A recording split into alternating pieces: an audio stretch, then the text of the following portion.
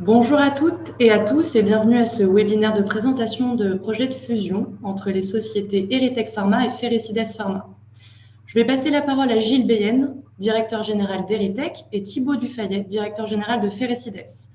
Éric Soyer, directeur financier d'Erytech, et Didier Hoche, président du conseil d'administration de Ferrecides, sont également présents et pourront répondre à vos questions tout à l'heure. Pour rappel, cette conférence est enregistrée et à l'issue de la présentation, vous aurez l'opportunité de poser toutes vos questions via l'onglet « Questions » qui se trouve en bas de votre écran à droite. Messieurs, c'est à vous. Merci Mathilde. Bonjour à toutes et à tous. Merci de nous joindre pour cette conférence téléphonique et webinaire pour l'annonce du projet de fusion entre Erytech et Ferrecides. Avant de commencer, je dois vous faire l'avertissement que nous allons présenter des clauses de déclaration prospective, comme vous le savez. Elles comportent toutes des risques et des incertitudes qui pourraient entraîner des différences significatives concernant les délais et résultats réels. Et après ceci, rapidement, mais vous nous avez présenté, donc Thibaut et moi, on va échanger et vous présenter l'essentiel de la fusion. En trois points d'agenda: le contexte et rationnel de l'opération, l'objectif stratégique de cette fusion et une présentation des points clés de l'opération. Pour commencer avec le contexte et le rationnel, très rapidement, pour ceux qui ne connaissent pas l'un ou l'autre des sociétés, je vais commencer à gauche, je laisse Thibaut continuer à droite. Donc, Erytech, société basée à Lyon, avec des bureaux à Boston, cotée sur Euronext et sur Nasdaq. Nasdaq depuis 2017, Euronext 2013. Nous avons, depuis 2005, depuis la création d'Erytech, travaillé dans le domaine des globules rouges. Et nous avons eu beaucoup, on a vraiment développé beaucoup d'essais cliniques jusqu'à la phase 3. Malheureusement, comme je crois que beaucoup d'entre vous l'ont vu, on a malheureusement l'étude de phase 3 dans le cancer du pancréas n'a pas donné les résultats qu'on avait voulu, n'a pas atteint son critère principal, et ça a entraîné toute une série d'activités et surtout le lancement d'une recherche de partenariat en fait depuis fin 2021. Cette recherche nous a amené d'abord à vendre le site de production qu'on avait à Princeton, États-Unis, qu'on a vendu à Catalent. On a en parallèle fait une forte restructuration de nos équipes avec le maintien des principales équipes en R&D, en contrôle qualité et en fonction de support. Et nous avons aussi réorganisé nos équipes précliniques vers un avancement de technologie vers les vésicules dérivés des globules rouges. C'est toujours les globules rouges, mais c'est comme les exosomes, donc c'est un domaine très prometteur. Donc ça pour Erytech. Bon, merci Gilles. Bon, bonjour à toutes et à toutes. Juste en quelques mots, Ferrecides Pharma est donc une société dont le siège social est à Nantes, avec des bureaux à Paris et Romainville, notamment pour son activité de recherche, et cotée sur Euronext Growth. Alors, Ferrecides, comme vous le savez peut-être, est un acteur leader en Europe dans le domaine de la phagothérapie, qui vise des infections bactériennes résistantes, qui est, comme vous le savez, peut-être aussi un enjeu de santé publique grandissant à l'échelle mondiale. Une entreprise qui a une vraie ambition clinique, avec un portefeuille clinique grandissant. Et je dirais, peut-être, je ferai un petit point de focus sur notre phase 2, Phagodaire, qui est en cours, qui a été lancée à mi-année 2022, dont le recrutement est conforme à notre plan et pour laquelle nous attendons des résultats au premier trimestre 2024. Pour tous les programmes sur lesquels nous travaillons, donc aujourd'hui 3 grandes familles autour du staphylocoque doré, E. coli et Pseudomonas, une bactérie qui est associée à des infections respiratoires, dont on développe donc des phages, un portefeuille de phages, associé à une propriété intellectuelle qui est robuste. Hein, c'est un point important. Je dirais que le dernier point que je voulais souligner, c'est que nos phages sont aujourd'hui utilisés dans le cadre de traitements compassionnels depuis 3 ans, On a traité aujourd'hui donc plus de 65 patients en lien étroit avec les autorités réglementaires. La NSM est très impliquée, ce qui nous a permis, durant ces années aussi, de progresser sur nos produits. On a pu générer effectivement des premières données, pas dans le cadre d'études cliniques, bien évidemment, mais qui nous permettent de confirmer à la fois la tolérance de nos produits et des premiers éléments d'efficacité intéressants. Voilà. Voilà, donc les deux sociétés le profil des deux sociétés. Maintenant, quel est le rationnel pour la fusion? Et en fait, je l'ai déjà dit, donc quand Erytech, on a eu les résultats de la phase 3, clairement plan B, et en fait, on s'est réalisé qu'on était une société à late stage qui avait fait différentes études cliniques phase 3, qui s'apprêtait à quand même pour le succès, donc pour les commercialisations de produits, et les sociétés late stage aussi avec un listing Nasdaq, mais sans un produit en phase clinique. Et donc, de là, toute l'idée, on a cherché depuis de vraiment trouver une société qui pourrait nous amener un nouveau projet. Et c'est ce qu'on a, après une longue recherche, trouvé dans Ferricides. Et qu'est-ce qu'on voit ici? Donc, nous, de notre côté, donc, cette société a un stade de développement avancé, avec des capacités de R&D qu'on avait focalisées sur ces vésicules, un site de production et des capacités de production, une présence et expérience aux États-Unis, la double cotation et un solide niveau de trésorerie, mais sans programme clinique. Là, avec Ferricides, un programme clinique en phase 2, comme Thibaut vient de le dire, un plan ambitieux derrière, des capacités d'R&D et de production différentes et complémentaires, et aussi d'autres activités potentielles en plus. Donc là, vraiment, on trouvait un très bon fit. Et quel est maintenant le but? Je vais les 4 points au milieu et Thibaut prendra plus de détails. Donc, la stratégie de la nouvelle société, de la société combinée, c'est et en fait, ce que la fusion va rendre possible, c'est accélérer le plan clinique au niveau mondial, dans l'antibiorésistance, l'AMR, de capitaliser sur les 2 plateformes technologiques et les capacités de recherche et technologiques complémentaires. Aussi, au niveau du management des équipes et même des infrastructures, on voit une synergie et une complémentarité, donc capitaliser là-dessus aussi. Et finalement, renforcer les capacités. Le deal nous permet de renforcer les capacités de financement et effectivement cet accès aux investisseurs aux US et en Europe. Thibaut, je continue sur le premier plan, l'accélération clinique. Alors, sur le premier point, pour donner un premier élément de contexte, il faut comprendre que l'antibiorésistance est devenue un enjeu de santé publique, comme on le disait tout à l'heure, notamment dû à une utilisation dévoyée et probablement trop importante des antibiotiques.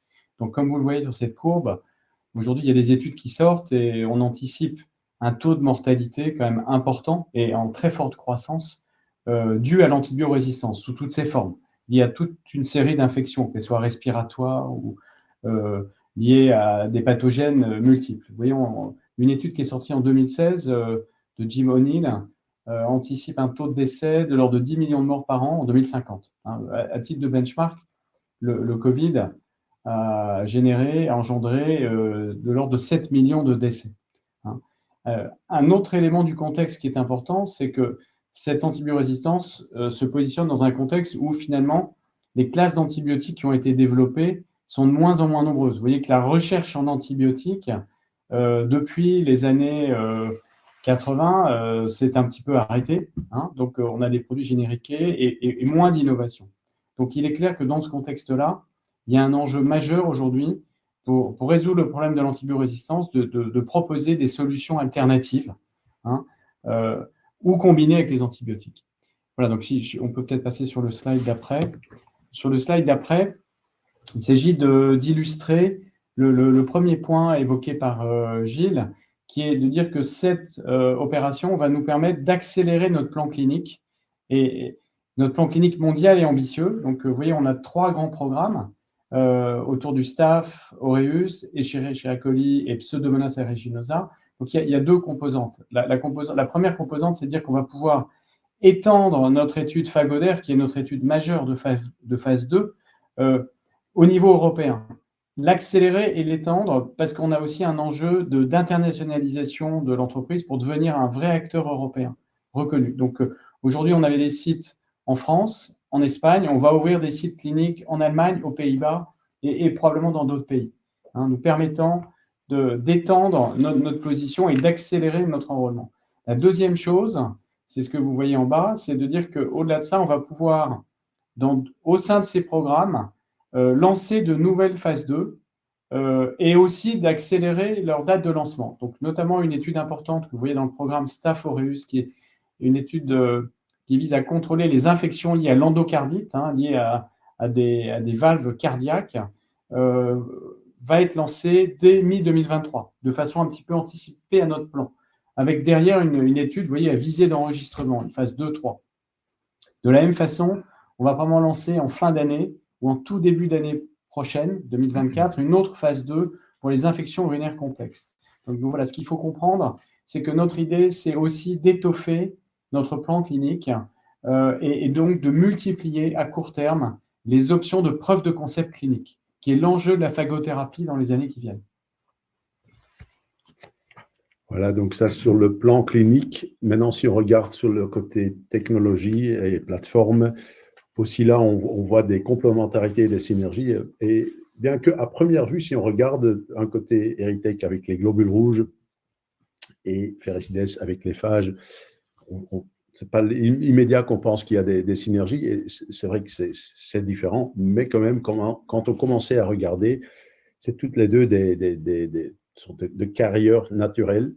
Nous, on a deux plateformes, le EryCaps, c'est les globules rouges dans lesquels on encapsule des médicaments, typiquement des protéines.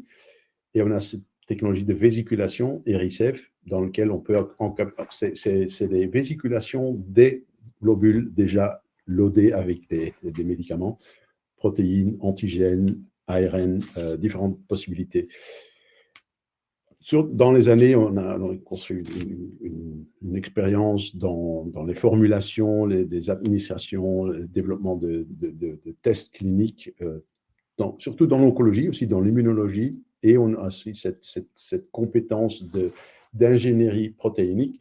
En fait, je laisse la parole à Thibaut, mais quand on commençait à regarder, on voyait, en fait, les phages, c'est aussi un carrière biologique avec typiquement dans un tout autre domaine, mais il y a clairement des synergies, même si on pense à l'oncologie, par exemple.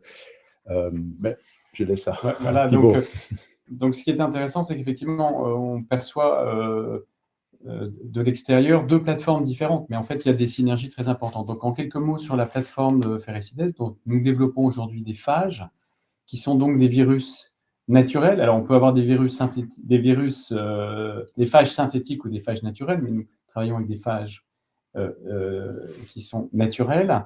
Ces virus ciblent sélectivement les bactéries et ont un mécanisme d'action qui est un peu unique. Ils fonctionnent par réplication.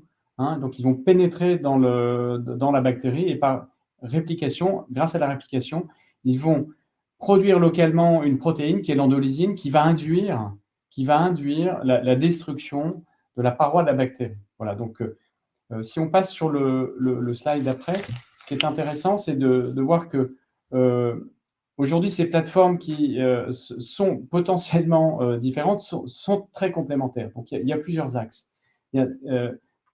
Tout d'abord, Erytech va nous apporter sa compétence, vous voyez en bas, qui est l'ingénierie des protéines. Parce que, ayant cette capacité à ingénérer les protéines, aussi bien en termes de caractérisation de protéines que de fabrication, nous allons pouvoir accéder à cette technologie complémentaire des endolysines. Alors, on ne parle pas d'endolysine de phage, mais on parle vraiment de la protéine recombinante que pourrait être l'endolysine et qui pourrait, de ce fait-là, apporter une vraie complémentarité à nos phages, puisque là, la protéine recombinante qu'on pourrait administrer en complément ou pas avec nos phages a un mécanisme qui n'est pas réplicatif et qui donc, de ce fait-là, lui confère d'autres avantages, puisque la protéine recombinante ne générerait potentiellement ou moins de résistance des bactéries. Donc, c'est un pilier technologique très important auquel on accède grâce à ce premier savoir-faire.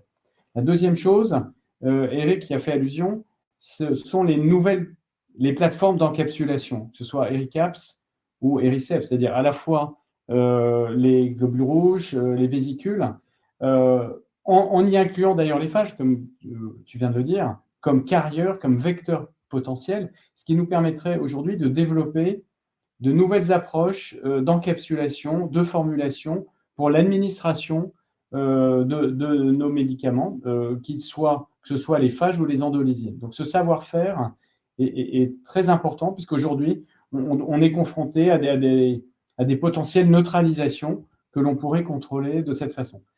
Le troisième point, c'est qu'au travers de ces équipes, Erytech va nous apporter des expertises. C'est ce qu'on voit ici en bas, vous voyez, au travers de l'oncologie, une expertise en immunologie, en développement de tests d'études cliniques, qui est un sujet un peu plus opérationnel, mais nous permettant aussi, si je prends l'exemple de l'immunologie, d'avoir une compréhension plus fine des mécanismes d'action de nos produits, que ce soit les phages ou les endolysines.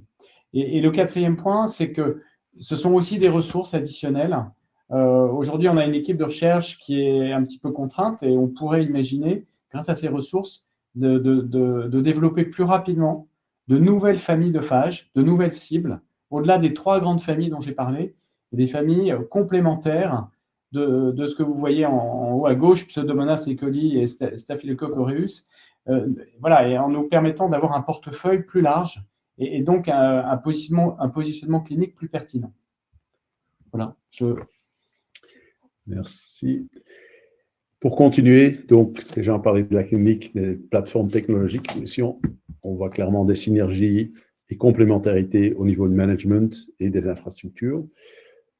Conseil d'administration, il y aura un nouveau conseil d'administration, pas encore totalement défini, mais ce sera l'idée de 4 personnes de Ferresides, 4 personnes d'Erytech.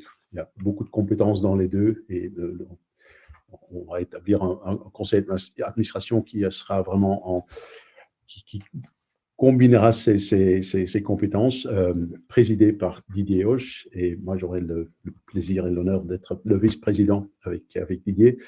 Il y a une équipe de management qui vraiment bien balancée, donc Thibaut qui sera le CEO de la nouvelle société, Eric, notre COO, CFO et DGD, qui reste dans cette fonction, et vous voyez une équipe mixte et très facile, c'était très naturel. Il y avait clairement des besoins aux côtés de Ferresides, aussi des personnes chez nous qui n'étaient plus là, donc effectivement il y a une combinaison forte et une équipe forte.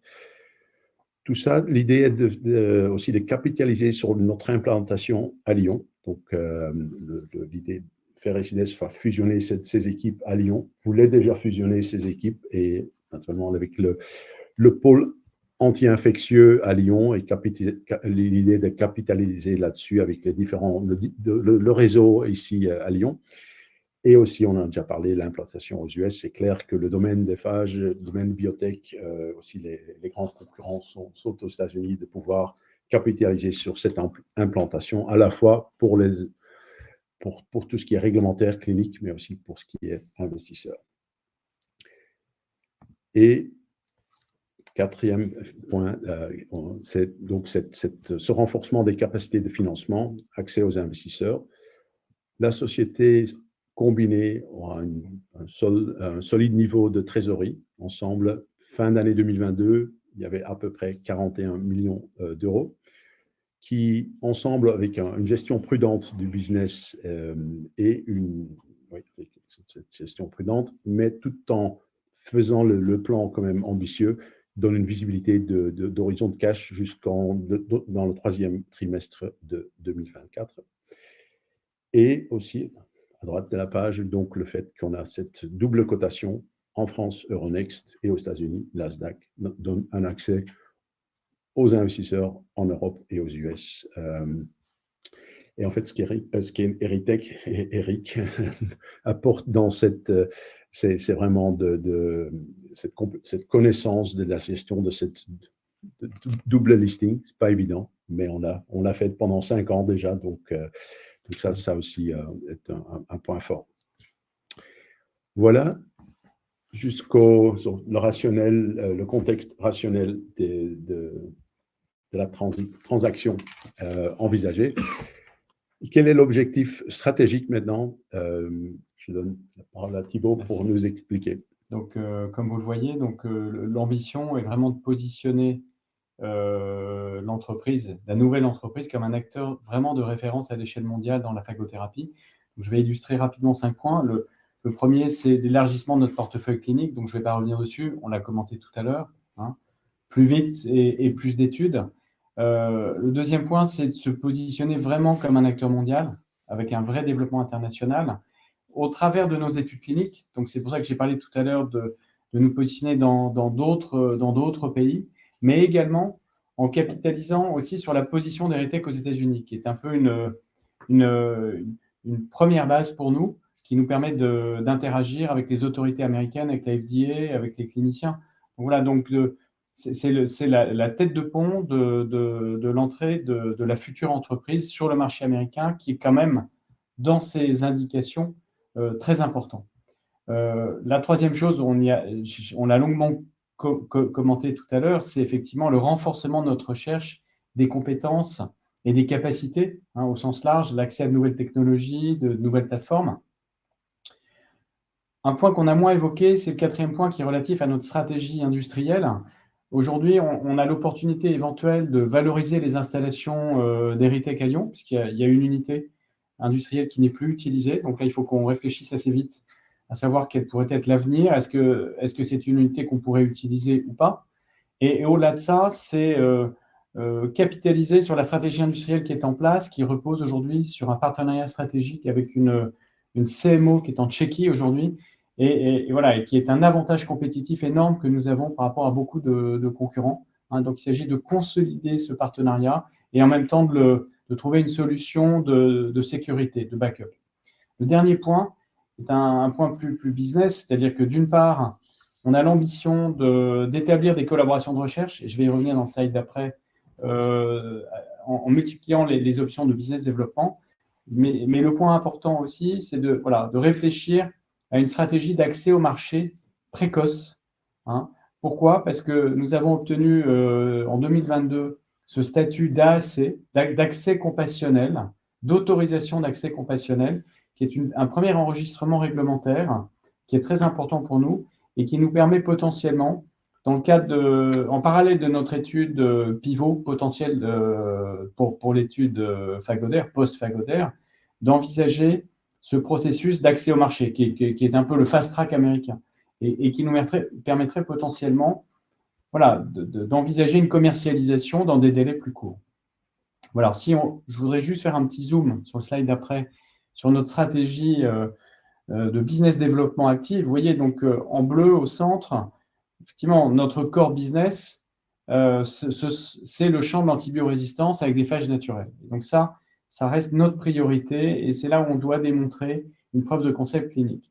Mais il est clair que depuis plusieurs mois, on a initié des discussions avec toute une série d'acteurs industriels, des leaders dans leur domaine, que ce soit dans le champ de la cosmétique ou l'alimentation, santé animale également, et pour lesquels on cherche à valoriser nos savoir-faire et nos compétences dans ces technologies que sont les phages et demain les endolysines, et j'allais dire demain ces vecteurs, ces carrières dont on a parlé, parce que l'idée c'est de faire une proposition de valeur technologique autour de ces différents piliers, considérant que, je prends un exemple dans le champ de la cosmétique par exemple, les endolysines avec finalement une finalité équivalente qui serait d'éliminer des bactéries, peut répondre davantage aux besoins des clients, notamment du fait des contraintes réglementaires. Des phages sont des virus réplicatifs qui ne sont pas forcément simples à utiliser dans des environnements non pharma.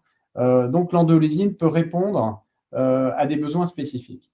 Voilà, donc on a cet enjeu de développement de nos savoir-faire et de valorisation de ces compétences dans d'autres champs. Et demain, vous voyez, potentiellement dans le microbiote, de la même façon. Alors, peut-être pas tout de suite, parce que c'est un environnement biologique très complexe, mais on pourrait très bien imaginer de proposer dans un deuxième temps, de capitaliser sur cette proposition de valeur technologique. Notre ambition, c'est que sur le deuxième semestre 23 et en 2024, qu'on puisse établir une ou plusieurs collaborations de recherche capitalisant sur ces savoir-faire.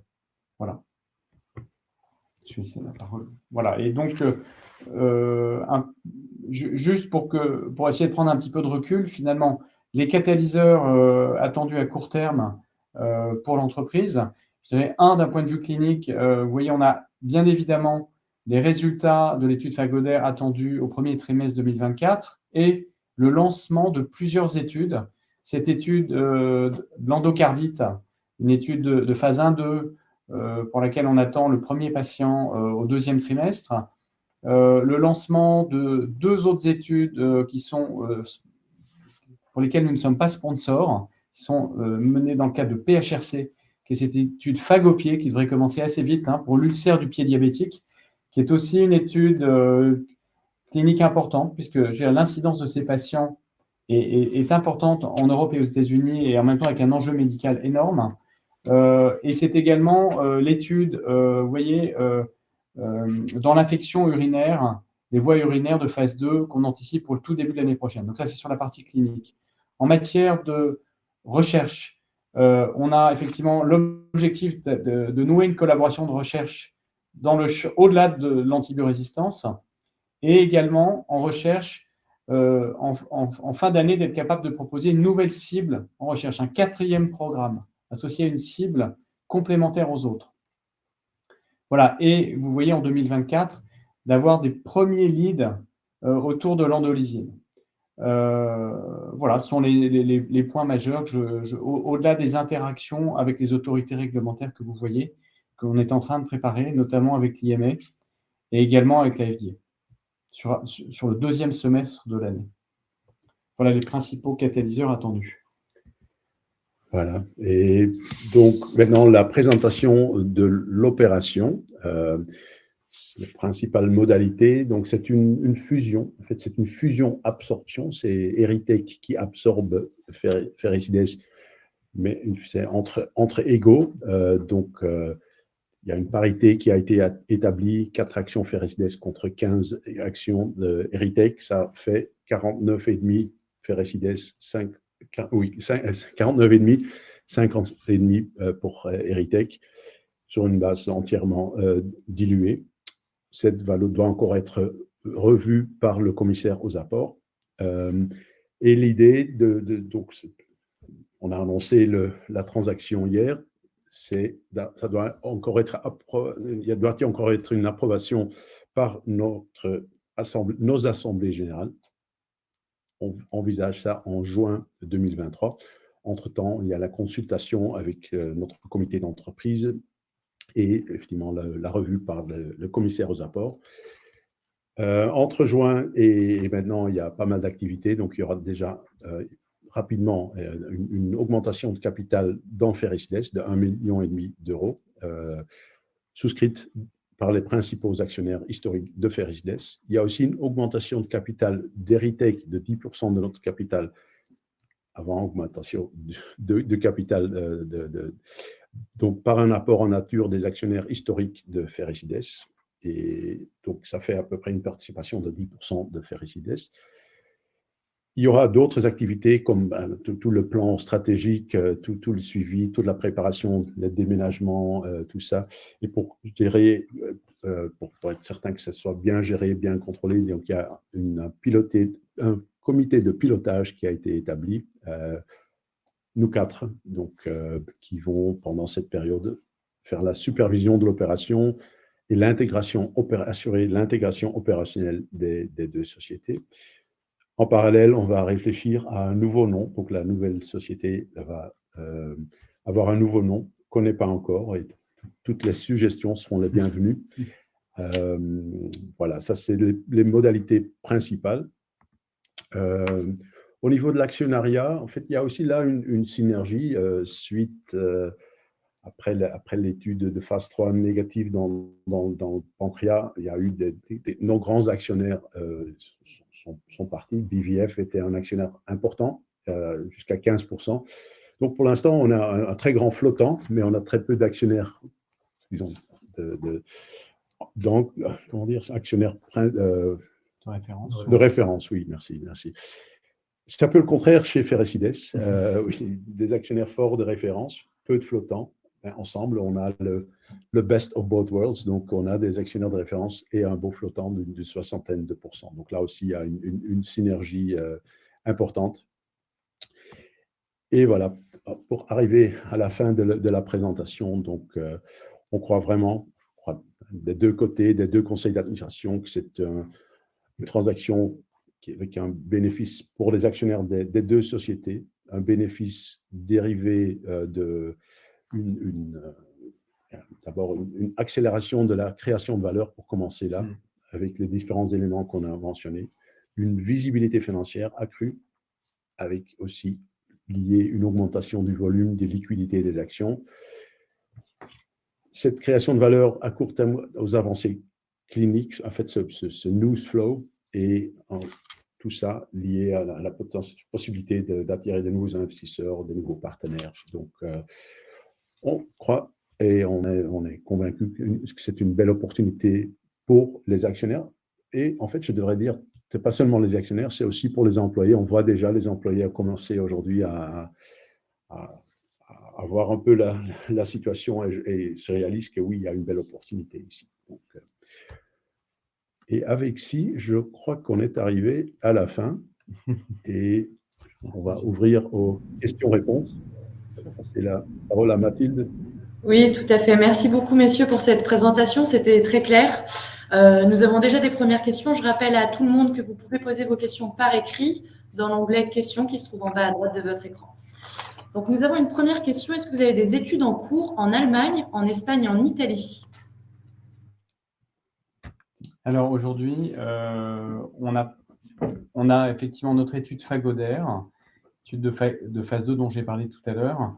On a 4 sites actifs en Espagne et on va ouvrir d'ici 2-3 mois, 4 sites en Allemagne également. On est en discussion aujourd'hui avec l'autorité réglementaire, le PEI, mais pas en Italie. Voilà. Très bien, je vous remercie. La prochaine question, donc, que pouvez-vous nous dire au sujet de la stabilité et de la sécurisation du capital pour que la société reste française compte tenu de sa spécificité clinique? Oui, peut-être un commentaire. Oui. Merci beaucoup. Bonjour à toutes et à tous. Merci Mathilde pour cette question. Tu démarres et puis je te laisse la parole. Je démarre parce que déjà, nous, au niveau d'Heritech, lorsqu'on s'est mis en recherche d'un partenaire, il y a plusieurs critères à prendre en compte, mais clairement, je dirais déjà la sécurisation de la technologie en France faisait partie des sujets. Donc, on n'arrive pas ensemble par hasard parce qu'il y avait déjà ce prisme-là. Donc, ce qui est important déjà, avant même la sécurisation du capital, c'est que cette technologie est développée par des chercheurs français, elle est développée en France, elle est développée aussi avec de l'argent qui nous est et le support que nous avons de BPI, par exemple, et du Crédit Impôt Recherche. Donc, cette dimension nationale n'est pas oubliée. Tout à fait, ouais. Et en plus, je te passe la main Thibaut, parce qu'on est sur des enjeux de santé publique qui ne laissent pas indifférents les acteurs publics. Oui, Didier Host, bonjour à tous. Il est clair que dans le domaine où on se situe, l'antibiorésistance, il y a un fort intérêt, je veux dire, en France et en Europe pour ce type de technologie. Donc, on est aussi en contact avec les autorités françaises. Tu as cité la BPI, on a aussi un projet avec la BEI. On sait que les interactions avec les autorités pour être simplement françaises sont très importantes et que on est considéré comme une société stratégique et ce sera le cas de la nouvelle compagnie. Voilà, comme d'ailleurs aux États-Unis, ce type de société qui s'occupe des phages sont très fortement soutenues par par le BARDA, par les essences. Donc oui, il y a un caractère stratégique et il est clair que il sera maintenu et développé dans les mois à venir. Ouais. Nous avons des interactions très étroites aujourd'hui avec la NSM, qui est l'autorité réglementaire, et des discussions très récurrentes aussi dans le cadre du programme Horizon 2030 avec la SGPI, avec le SGPI, Secrétariat général pour l'investissement, qui suit notre entreprise de très près. Voilà. Donc, et ce qu'il faut comprendre, c'est qu'il y a un peu une évolution aussi aujourd'hui des pouvoirs publics. On voit que nos concurrents américains sont perçus depuis très longtemps comme technologie stratégique et soutenus comme tel par le Department of Defense, etc. Donc, c'est un petit peu en train d'évoluer de la même façon en Europe et en France. Il y a une dimension de biodéfense, clairement, dans ce projet. Bien sûr. Merci beaucoup pour vos retours. Alors, la prochaine question est un peu plus technique. C'est comment cela va se passer pour les actions qui ont été achetées indépendamment, c'est-à-dire avant l'opération? Est-ce que vous pouvez peut-être nous apporter des précisions? Alors, je vais essayer. Je ne suis pas complètement certain de comprendre la question. 15. Donc, vous l'avez compris, donc aujourd'hui, il y a un projet de fusion, mais cette fusion n'est pas actée. Elle sera actée, comme l'a expliqué Gilles, plutôt au mois de juin. Entre-temps, les deux sociétés vivent leur vie de société et leur vie boursière. Donc, il y a des actions Eritech qui sont cotées sur Euronext et sur Nasdaq. Il y a des actions Ferrecides qui sont cotées sur Next Growth. Et l'idée, ce sera qu'au moment de la fusion, de proposer un échange d'actions entre Eritech et Ferrecides dans le rapport de parité que Gilles a évoqué, qui reste à confirmer. Enfin, on a assez confiance sur le fait que ce soit relativement stable, de 4 actions Ferrecides pour 15 actions Eritech. Je ne sais pas si j'ai bien répondu à la question. Peut-être éventuellement préciser la préoccupation. Non, je pense que c'était très clair, Eric. Merci beaucoup. Effectivement, c'était des petites précisions techniques. La prochaine question, ça concerne donc quelle est la réaction des hôpitaux civils de Lyon à cette opération? Est-ce que vous avez eu un retour? Non.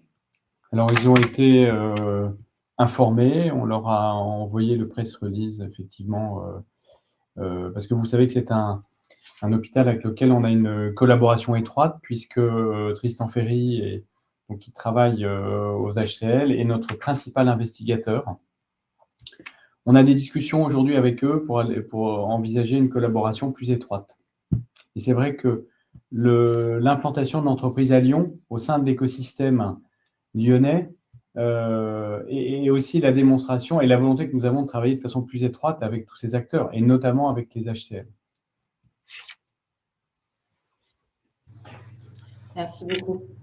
Alors, la prochaine question. Donc, dans votre business plan, quelles sont les projections qui ont été faites sur l'évolution de la valorisation future à court terme, donc à 1 an, et à moyen terme, à 5 ans, de la nouvelle action suite au rapprochement de ces deux sociétés?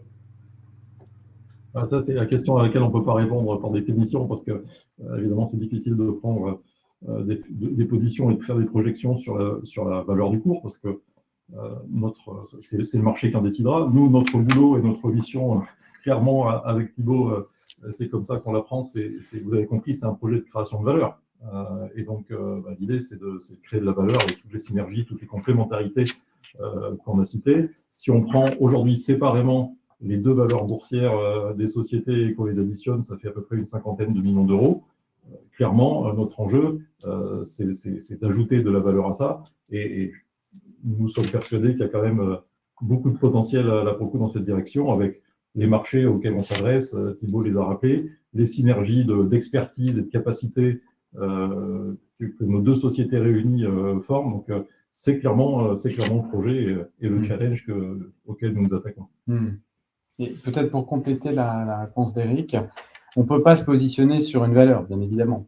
En revanche, notre objectif, c'est qu'elle soit le plus élevée possible. Et ce que je voudrais juste dire, c'est qu'on a quelques spécificités qui sont propres à notre modèle et à ce qu'on a expliqué tout à l'heure, ce modèle d'AAC qui nous permet d'envisager aussi, d'une part, ces modèles d'accès au marché rapide, dans un cadre réglementaire, je précise.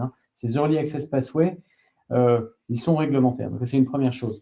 La deuxième chose, c'est qu'on assure des développements dans le monde de l'infectieux. Et si on compare l'infectieux par rapport à d'autres aires thérapeutiques, on a plusieurs caractéristiques qui sont intéressantes d'un point de vue valeur. On a d'une part des timings de développement qui sont relativement courts. par rapport à l'oncologie. Donc, il se trouve que très rapidement, quand on engage des phases 2, on envisage rapidement derrière des études pivots à visée d'enregistrement. Donc, on a des délais quand même plus courts. On a des coûts de développement qui sont plus courts. Parce que vous voyez, un patient dans l'infectieux coûte de l'ordre de 35 à 40 000 euros par patient. En oncologie, il coûte en Europe, il coûte 80 000 euros en Europe. Vous voyez, donc on a des coûts moindres. Donc on a des développements qui sont moins capitaux intensifs. Et le dernier point, qui est la probabilité de succès, qui est propre aussi à notre technologie, parce qu'on est dans le cadre de l'infectieux, qui est probablement moins risqué que des aires thérapeutiques comme le CNS ou même l'oncologie. Et il faut voir que ce niveau de risque est encore décru du fait de notre utilisation de nos traitements en vie réelle. Nos traitements sont déjà utilisés. Donc, ça reste la boule de cristal, on ne va pas proposer un chiffre. Mais ça, c'est un élément factuel. Aujourd'hui, nos études ont une probabilité de succès probablement un petit peu plus élevée que des études équivalentes dans d'autres aires thérapeutiques. Voilà, donc on a des éléments, des drivers de valeur qui sont différents et peut-être à l'avantage de ce positionnement. Merci beaucoup. Alors, je vais vous poser une question, mais ça rassemble plusieurs questions qui ont été posées dans le chat. C'est quelle concurrence dans votre domaine au niveau mondial? Est-ce qu'il y a des sociétés qui sont plus avancées, et notamment aux USA? Alors, la phagothérapie est relativement concentrée. Aujourd'hui, il n'y a pas énormément d'acteurs. Donc, je dirais qu'en Europe, nous sommes l'acteur de référence, le leader européen. Il y a une autre biotech portugaise, mais qui est plus marginale. Donc, on est en concurrence directe avec 2 concurrents américains, 2 biotech. L'une qui s'appelle Armata, qui est cotée sur le New York Stock Exchange, et Adaptive Phage Therapeutics, qui n'est pas cotée. Donc, 2 structures qui bénéficient des subsides américains, donc vous voyez, qui sont mieux financées, mais qui ont un cash burn beaucoup plus important que le nôtre, qui sont moins efficients. Et ce qu'on peut voir aujourd'hui, c'est qu'ayant des ressources plus limitées aujourd'hui, ce qui va un petit peu changer aussi grâce à cette opération, on a un stade de développement clinique tout à fait équivalent. On a des phases 1, 2 comme eux, et sur notre étude phagodaire, qui est une indication stratégique, parce qu'il y a une incidence de patients importante et un niveau de risque relativement contrôlé, puisqu'on va administrer les traitements en local. Donc, on aura la garantie que les phages sont au contact des bactéries, ce qui est très important d'un point de vue risque, c'est-à-dire succès de l'étude. Sur cette étude phagodaire, on a de l'ordre de 9 mois d'avance sur eux. Donc, on va sortir des résultats avant eux. Voilà. Donc, après, il faudrait passer plus de temps pour les comparer. Il y a beaucoup d'autres éléments qui rentrent en ligne de compte, mais qui sont liés à la stratégie de développement. Mais vous voyez, à titre d'exemple, Adaptive Phage Therapeutics stocke ses produits à moins 80. Ils n'ont pas trouvé aujourd'hui de formulation stable à température ambiante, ce qui est un vrai handicap dans le développement clinique et la future commercialisation. Voilà, donc aujourd'hui, on est, je dirais, à armes égales. On a réussi à avoir une position compétitive équivalente à ces 2 acteurs. Voilà. Merci beaucoup. Alors, à quel horizon envisagez-vous l'industrialisation de vos thérapies et comment? Donc, ça a été un petit peu ébauché tout à l'heure. En matière de stratégie industrielle, ce qu'on disait, c'est que cette stratégie industrielle va être cohérente avec notre stratégie de développement. Donc, aujourd'hui, on a un avantage compétitif très important qui est ce partenariat stratégique avec cette entreprise qui est en Tchéquie, qui nous permet d'avoir une flexibilité extrême, puisque nous sommes quasiment l'unique client de cette structure, à des prix ultra compétitifs. Ce qu'il faut peut-être répondre dès le départ, c'est que l'industrialisation, c'est fait. Nos produits sont déjà des produits, il y a des lots qui sont produits, des lots GMP, et ces produits-là qui sont déjà… Donc l'industrialisation des phages, elle est en track, c'est fini. Ouais, exactement. Donc on a des solutions GMP développées chez ce partenaire et qui aujourd'hui pourraient nous accompagner même dans les phases d'early commercialisation. Ce qui est clair, c'est que à la mesure de nos avancées cliniques et de la démonstration de notre preuve de concept clinique, il est clair qu'à ce moment-là, on engagera probablement des investissements industriels plus lourds pour pour aller plus loin dans nos capacités. Mais aujourd'hui, Didier a raison de préciser, nous fabriquons des lots GMP pour nos études cliniques et potentiellement pour des lots commerciaux. Alors justement, on a une question sur la production. Est-ce que la stratégie de se focaliser sur la R&D et la sous-traitance de la production? Oui, d'une certaine façon. C'est-à-dire qu'aujourd'hui, l'enjeu, c'est de démontrer des preuves de concept clinique. Et c'est pour ça qu'il faut multiplier ces options cliniques tout en renforçant notre recherche, comme on l'a vu tout à l'heure, avec différents piliers technologiques et je dirais en investissant le moins possible en manufacturing tant qu'on n'a pas démontré cette évidence clinique. Voilà, donc, et c'est pour ça qu'on parle de sous-traitance manufacturing à l'heure actuelle. Non, mais je crois qu'il y avait une question sous-jacente, c'était la question du site de Lyon. Cette question, comme ça a déjà été évoqué tout à l'heure, va être traitée le moment venu, parce qu'effectivement, de toute manière, même pour la simple production des phages, on a besoin d'un backup site, qu'aujourd'hui nous n'avons pas. Et deuxièmement, le moment venu, la production des endolysines correspond potentiellement à un savoir-faire qui existe ici. Voilà. C'est ça. Ouais. J'espère que ça complète la réponse. Mathilde, est-ce que vous avez d'autres questions? Pardon, excusez-moi. Alors, tout à fait. Donc, on a une question. Il me semble que les Russes étaient très impliqués dans la phagothérapie. Le fait du boycott des sanctions vers la Russie, est-ce que cela implique un handicap pour la société à ce jour? Non, pas du tout. D'abord, ce n'est pas tout à fait la Russie, c'est plutôt la Géorgie, je pense, à ce à quoi il est fait allusion. Bien il faut bien comprendre que les anciens pays du bloc soviétique, alors que les pays occidentaux développaient des antibiotiques, ont utilisé pendant longtemps les phages comme solution pour contrôler les infections bactériennes. Aujourd'hui, tous ces pays, effectivement, sont dans un environnement différent, donc ne sont pas rentrés dans le modèle pharmaceutique comme nous sommes, avec ces fabrications GMP dont on parlait. Donc aujourd'hui, on est dans des environnements industriels et technologiques très différents. L'enjeu de notre entreprise, c'est de faire rentrer la phagothérapie dans le monde de la pharma occidentale. Donc ces acteurs ne sont pas dans cet environnement-là, notamment d'un point de vue industriel. Et réglementaire. Merci beaucoup.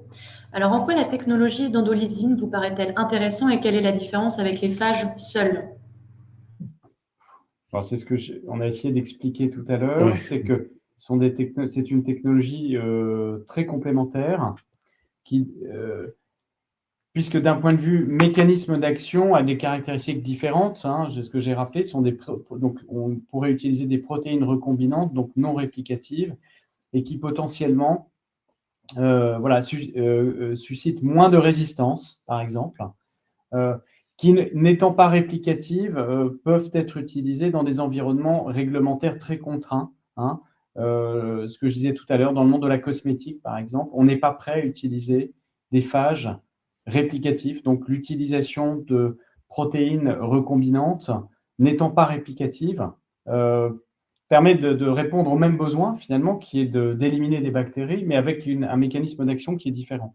Donc, et après, il faudrait qu'on rentre plus dans le détail. Il y a d'autres spécificités, mais c'est surtout, je dirais, en termes de proposition de valeur, un pilier, une solution différente et qui pourrait aussi être combinée. C'est-à-dire que dans le champ clinique de l'antibiorésistance, on pourrait demain, une fois qu'on aura fait cette preuve de concept robuste des phages, imaginer de combiner les phages avec des endolysines au sens protéines recombinantes.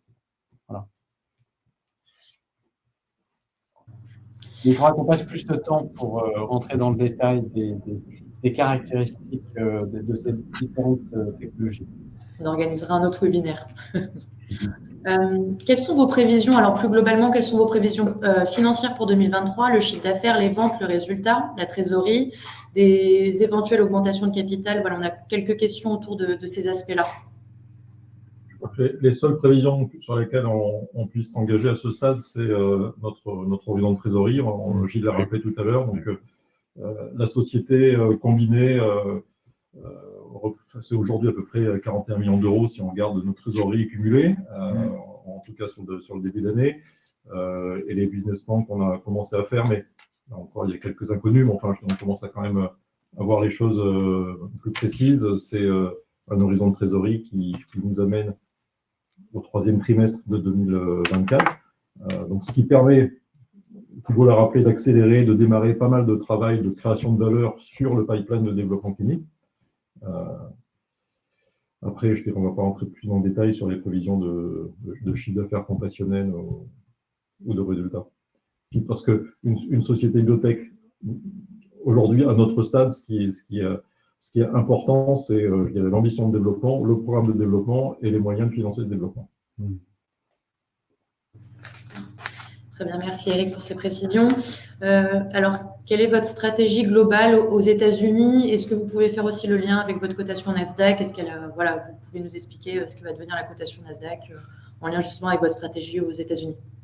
Donc, oui, je vais prendre cette question. Donc, c'est vrai que, comme j'ai dit lors de la présentation, pour une société comme Ferricides, comme le nouveau Ferricides, et ce sera très important d'avoir accès au marché américain, à la fois pour le produit, parce que les concurrents sont là, une grande partie du marché est là, pour l'accès aux investisseurs, pour le réglementaire et tout ce qui est lié. Donc, c'est un des avantages que j'ai mentionné dans ma présentation, c'est le fait que Heritech a une présence aux États-Unis. On a Heritech Inc. aux États-Unis. On n'a plus tout le personnel qu'on avait avant, parce qu'en fait, on avait un site de production aux États-Unis, mais on connaît l'environnement. J'habite aux États-Unis, donc je vais continuer à être le président de cette filiale américaine. Et mon rôle sera effectivement d'être l'ambassadeur pour la nouvelle société, pour avoir l'accès aux investisseurs, aider dans la création de l'élargissement de la présence et effectivement d'établir cette présence aux États-Unis qui sera, comme j'ai dit, importante pour chaque biotech, ou quasi chaque biotech, mais spécifiquement ici, ce sera important. Merci. Pour la cotation Nasdaq, ça faisait partie, je crois, aussi de la question native. Donc cette fusion, Gilles l'a rappelé un petit peu, donc c'est une fusion entre égaux, mais techniquement, c'est Ferricides qui va rentrer dans l'enveloppe juridique d'Heritech. Donc concrètement, Heritech va rester une société, et la nouvelle société, qui s'appellera plus Heritech, qui s'appellera autrement, va être une société qui va être cotée à la fois sur Euronext et sur le Nasdaq, comme Heritech aujourd'hui. Et évidemment, pour toutes les raisons qu'on a rappelées, notre intention, c'est bien entendu de garder ces deux cotations en bourse et d'avoir un accès au marché financier et en Europe et aux États-Unis. Merci Eric. Des études sont-elles envisagées sur les zones Asie et Afrique? Non, pas à ce stade. Le focus est européen et américain. Ce qu'on peut préciser aussi, c'est là où sont les phénomènes de résistance à l'antibiotique les plus importants. Ouais. Le troisième secteur où c'est important, c'est en Chine. Mais là, pour des raisons qu'on comprendrait bien, ce n'est pas notre priorité d'aller en Chine pour l'instant, mais on réfléchira ultérieurement à l'Asie. Est-ce que vous avez déjà des essais cliniques aux USA dans les phages? Alors, attendez, la question concerne Ferricides ou dans les phages de façon générale? Ferricides? Ferricides, pardon, excusez-moi. Non, nous n'avons pas encore d'études cliniques, mais il y a l'ambition de mener des études cliniques aux États-Unis rapidement. Merci pour cette précision. Et quid de la santé animale? Alors, je vais faire un point là-dessus pour qu'on soit clair. On a un focus qui est clair sur l'antibiorésistance et c'est stratégiquement ce qu'on veut faire. Après, vous avez vu dans le schéma qui a été présenté par Thibault, il y a d'autres secteurs dans lesquels on envisage des collaborations. Ce n'est pas qu'on va n'importe où, c'est parce qu'on a eu de demandes d'industriels de ces domaines pour travailler soit sur des phages, soit sur des endolysines, et ils sont intéressés. Donc, on ira dans ces domaines que lorsqu'il y aura un intérêt formalisé d'industriels et des accords de collaboration ou de licence. Voilà. Donc, c'est très clairement, nous, on a la technologie de base. Avec la société combinée, on saura aussi produire des endolysines, les développer, les caractériser, les produire. Donc ça, c'est des choses qui sont relativement, grâce à la combinaison, faciles à faire. Hein. On a déjà la propriété des endolysines, on a le savoir-faire. Donc si on a après des industriels qui sont intéressés, et on ne cachera pas qu'on est déjà en discussion avec des industriels, dans ces conditions-là, on fera des opérations avec ces industriels qui eux-mêmes poursuivront le développement. Il n'est pas question pour nous de faire un full développement dans d'autres domaines. Ce n'est pas notre stratégie, mais d'avoir des accords de licence ou voilà notre stratégie. Il y a des collaborations de recherche créatrices de valeur pour nous. C'est un peu la condition. Eh bien, merci beaucoup, messieurs. On n'a plus de questions à ce stade. Je vous propose peut-être de clôturer ce call et je vous laisse le mot de la fin. On arrive à l'heure. Donc, voilà, ça fait 1 heure qu'on est en ligne. Je vous propose de clôturer ce call et j'invite les participants à retrouver le replay sur vos sites internet, donc le site d'Eritech et le site de Ferricides dès demain matin. Super. Pour nous tous, je remercie tout le monde qui a participé pour votre attention, pour vos questions, pour votre support. Et donc, c'est une opération qui va, comme on l'a dit, on sait quoi faire. Donc, il y a du boulot à faire. Donc, et on va très rapidement s'occuper de tout ça. Et on va naturellement vous tenir au courant du progrès. Merci. Merci à tous. Merci à tous. Bonne soirée. Au revoir. Merci, monsieur. Au revoir.